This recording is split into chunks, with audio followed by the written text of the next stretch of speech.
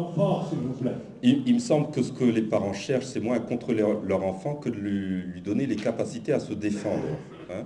Les interdits, quand on les donne à l'enfant, on lui dit c'est défendu, c'est fait pour te défendre, c'est pas fait pour t'embêter ou pour nuire à ta liberté, c'est pour te protéger, hein. Et à partir du moment où l'enfant a cette capacité, que l'ordinateur soit dans la chambre ou dans le salon, n'a aucune importance. Ce dont les parents doivent veiller, jour et nuit, même pendant leur sommeil, c'est de savoir si leur enfant est capable de se défendre suffisamment bien face aux agressions extérieures et intérieures. Quand vous avez 14 ans et que vous êtes en train de dragouiller la blonde de la classe, il ne fait pas bon d'être sur MSN avec un ordinateur vu au-dessus de tout le monde, hein. C'est plus tranquille d'être dans sa chambre. Donc il y a ces éléments à prendre en compte. Sur la question de la solitude et des mondes numériques, c'est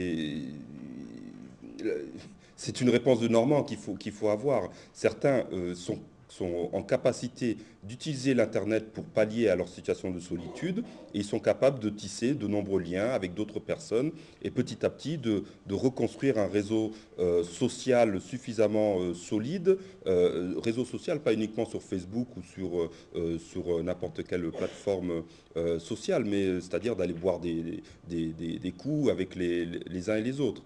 Et puis pour d'autres, l'Internet accroît encore les occasions de solitude parce qu'ils s'en servent non pas non pas d'une façon euh, constructive, mais ils s'en servent à des fins de destruction personnelle, hein. Alors, le terme est peut-être un peu trop arrêté, mais en fonction de la météo psychologique de la personne, en fonction de la structure de sa personnalité, en fonction de la structure de la personnalité de la personne, de son fonctionnement habituel, et la personne va utiliser le réseau ou pour se construire ou pour stagner et ne pas avoir de relation avec les autres.